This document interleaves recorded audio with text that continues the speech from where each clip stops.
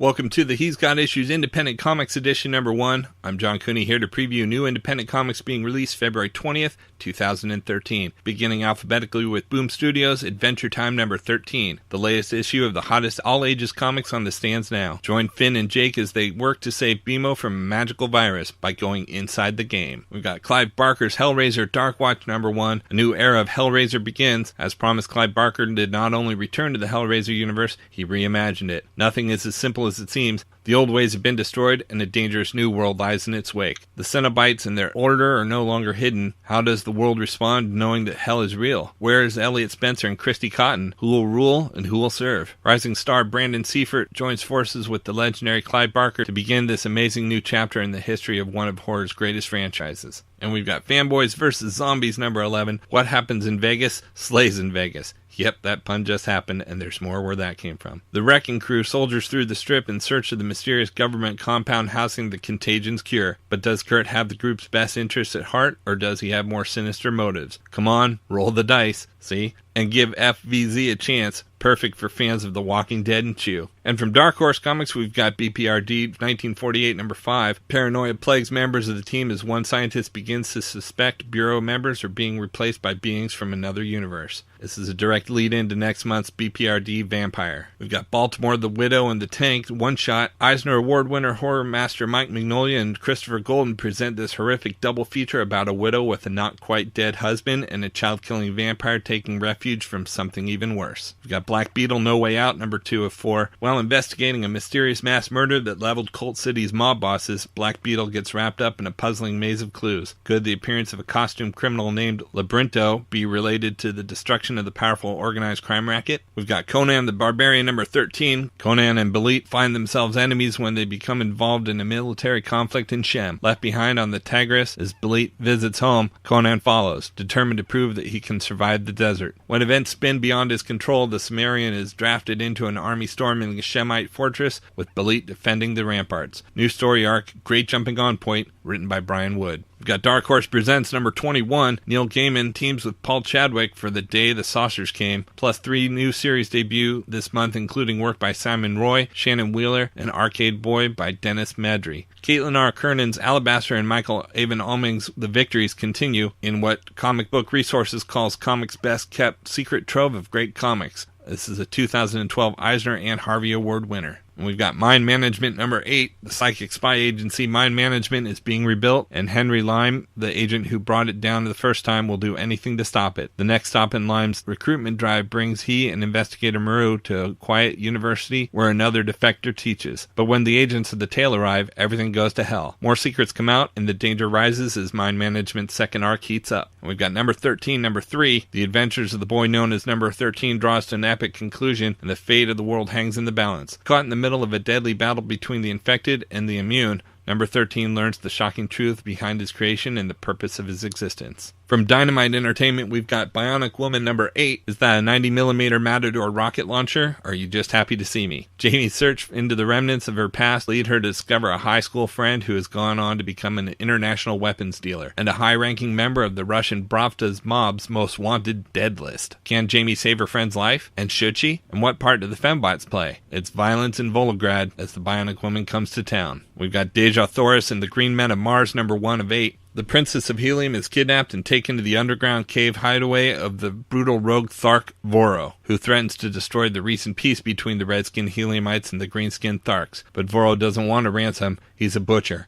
For Tharks who never lost their taste for red meat, common Helium women are always in demand, but the incomparable Dejah Thoris will be the rarest of delicacies. We've got Lord of the Jungle number 13. The Savage Ape-Man clashes with Russian superfiend Nicholas Rolkov in the shadow of the legendary city of Opar. Don't worry, it's only the fate of the free world hanging in the balance. Rolkov is holding the Ape-Man's true love hostage, and he won't hesitate to kill her. But wait, the savage Denzians of Opar are out for vengeance following the Ape-Man's escape from their clutches, and they could ruin everyone's plans. We've got Shadow Year 1 number 1 of 8. Shadow is a character that has lasted through the decades on the pages of pulp magazines, over the radio airwaves, through the silver screen, and in the panel of comic books. Shrouded in mystery, his origins have been explored and hinted at over the years, but never fully revealed. Much is known of Kent Allard Lamont Cranston's years spent in the Orient and Central America, wherein he gains his powers and purpose, but not how he first developed the persona of the Master of Darkness. Eisner Award-winning author Matt Wagner is joined by artist Wilfredo Torres in an exhilarating 8-issue limited series that'll explore the dynamic events that first drew Cranston back to the States, how he first met his companion and lover Margot Lane, how he began to assemble his vast network of agents, and how he first adopted the famous black hat and cloak as his alter ego's disguise. All secrets that, up until now, only the Shadow knew. We've got Sherlock Holmes, the Liverpool Demon, number 2 of 5. The streets of Liverpool are abuzz with rumors of a demon known as Spring-Heeled Jack loose in the city. Sherlock Holmes and Dr. Watson visit the city bridewell to examine the body of one of Jack's supposed victims, but find the officer in charge, Inspector Thornton, unimpressed by the great detective's reputation. Meanwhile, a collection of mysterious Eldrick Australian Aboriginal artifacts arrive at the William Brown Museum, while in the city's underground, crime lord Mr. Drummond comes up with a novel solution to the problem of a lost dog. We've got Spider number 9, Sabotage, Murder, a crazed hypnotist out for revenge. Terrorists are plotting to destroy Wentworth Industries, while the mesmerist who calls himself the Hater targets the Spider's closest allies. With the clock ticking and lives in the balance, the Spider must figure out how to be in 2 places at once, and how to stop a friend used as a puppet to commit murder. From IDW this week, we've got Alan Roberts' Killogy number 3 of 4. Goodfella, a Ramon, and a hero are the only ones standing between us and them. Scared? Forget about it. Fangoria hails Killogy as an instant classic, while Bloody Disgusting praises Roberts' writing and artwork as truly unique. But don't take their word for it. Ask the dozens of zombies trying to devour our all-star cast. Killogy stars Frank Vincent from Goodfellas and The Sopranos, Marky Ramone from The Ramones, and Bray Grant from Heroes and Dexter, in an unsettling mix of horror, suspense, and dark comedy written and illustrated by the creator of Crawl to Me. We got Borderlands Origins number 4 of 4, Brick. For the millions and millions of fans of the smash hit video game Borderlands, a lingering question exists. How did the Vault Hunters get on the bus with Marcus in the first place? Is punch drama a real story genre? We say it is, so it is. Brick stars in the final story filled with violence, tiny dogs, orphans, and faces upon faces getting punched the hell in. Brick, get ready.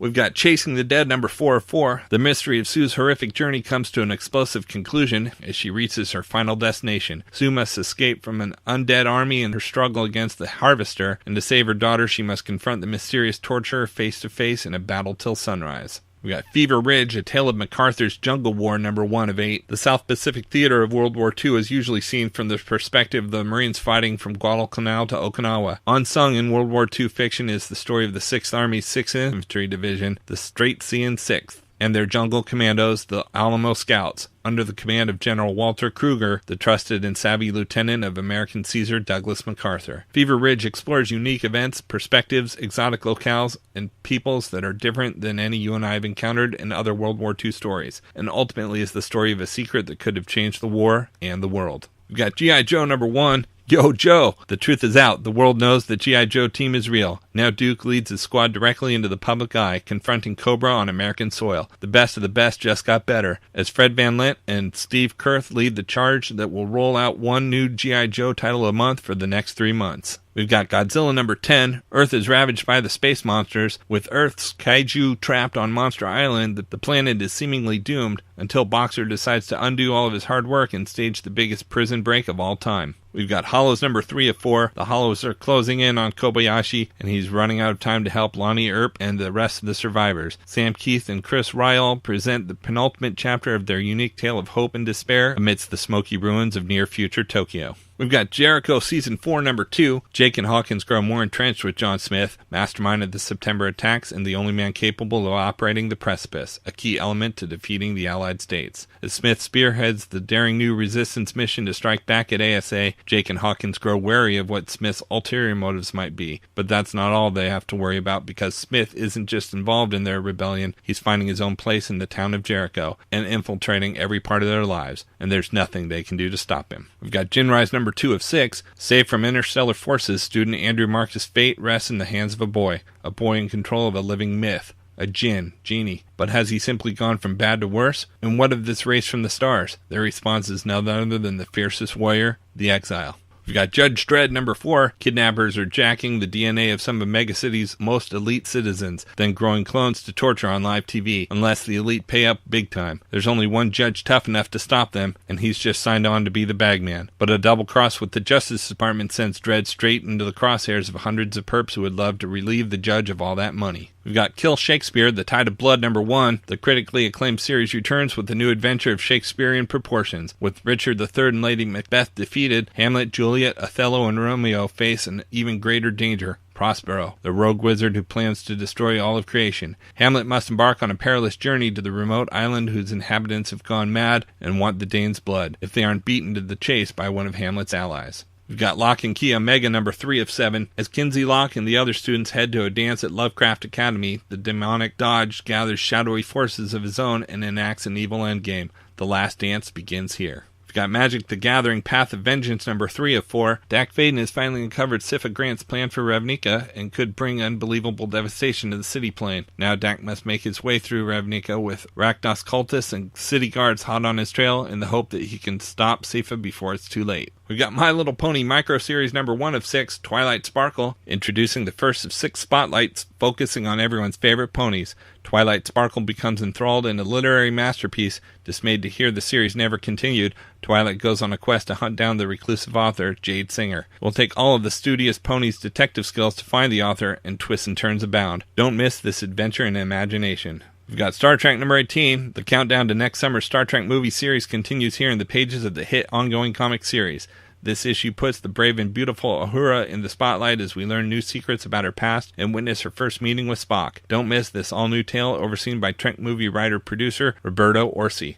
And we've got Star Trek Countdown to Darkness #2 of 4. Don't miss the next chapter in this exclusive comic prequel to next summer's blockbuster Star Trek movie. New characters and new conflicts threaten Captain Kirk and the crew of the Enterprise in this all-new story overseen by Star Trek movie writer and producer Robert Orci. We've got Teenage Mutant Ninja Turtles #19. Time is running out for the Neutrino people at the mercy of General Krang. Up against incredible odds, Turtles and NRF forces devise a sneak attack against Krang and his army. Meanwhile, April desperately continues to search for info on the Turtles' location at StockGen, and Karai gets deeper into her own undercover mission. We've got Transformers Prime Rage of the Dinobots #4. Dinobot War. Grimlock leads the Dinobots against Shockwave's troops, and the results won't be pretty. With Swoop under Serket's control, it's an all-or-nothing battle of Dinobot versus Predacon, with the fate of Cybertron hanging on every punch, jab, and bite. Don't miss the senses-shattering conclusion to this mind-blowing miniseries. We've got Vitriol the Hunter #1 of 6. They own the night, they yearn for the day. In this gothic sci-fi adventure, Billy Martin, guitarist of Good Charlotte, and Brent Allen bring a new grisly horror to life. As Basilica City's last great hope, Vitriol stands as the only force that can stop Lord Barthas and his heinous vampire regime from overtaking the city. And we've got Womanthology Space #5 of 5. The final issue of Womanthology Space is here, and it's a doozy. Each tale zooms into another galaxy as we follow stories of longing, love, and becoming who you're meant to be. This issue is out of this world.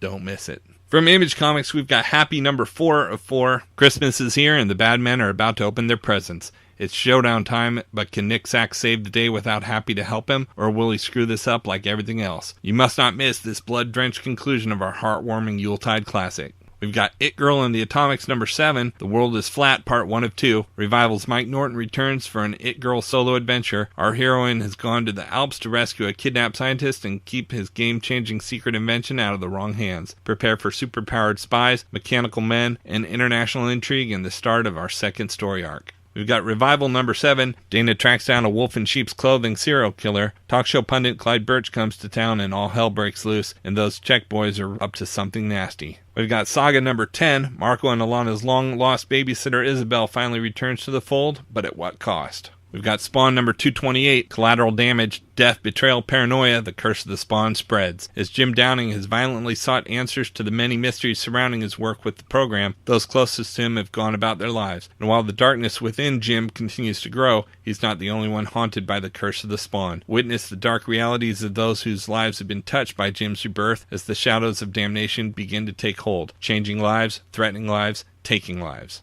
And we've got Thief of Thieves #12. Can Augustus prove to his father that he's built for a life of crime? Or will Conrad's worst fears about his son be confirmed as their plan to double-cross the cartel falls apart around them? And who is the familiar foe back on Conrad's case? From Valiant, we've got Harbinger #9. Nothing can bring her down. She's the light in the dark, the soul of the rising resistance movement. Here now, for the first time, is the story of Zephyr, a.k.a. Faith Hebert. But shh, don't tell anyone. As danger closes in on all sides, Faith must begin her trials and tribulations of being the Valiant Universe's first real-life superhero. Learn the secret potential of her powers and the truth about her time at the Harbinger Foundation, then follow her into battle to save the other renegades. Look, up in the air. It's a bird. It's a plane. It's freaking Zephyr. And last, we've got X-O Manowar number 10, Planet Death Looms. A new X-O Manowar rises, and nothing can stop what's coming. With the Divine Invasion fleet waiting in orbit, Eric of Dacia is forced into the one battle he never wanted, against the strongest, most horrifying opponent he has ever faced. The adversary doesn't want the X-O Manowar armor, it doesn't want Earth, it only wants Eric dead. The winner will hold the fate of everyone, human and divine, in the palm of his hand, because before this fight is over, the armor will reveal that it wields far more destructive potential than anyone could have possibly imagined. Robert Venditti and Trevor Haresline conclude the two-part prelude that sets the stage for the epic war everything has been building up to. X-O Manowar is going home. Okay, so that's it from some of the top independents this week, but there's still plenty more other books out as well, so be sure to check out my YouTube channel at he'sgotissues.com to see both the Marvel and DC videos for this week, as well as my usual roundup of all my favorites for the week with a little more depth and insight than you get here. And if you like these videos, be sure to let me know by leaving a comment or subscribing. You can also follow He's Got Issues on Facebook, Twitter, and Pinterest to see everything I'm reading as I read it. So until next week, I'm John Cooney, and I've got issues.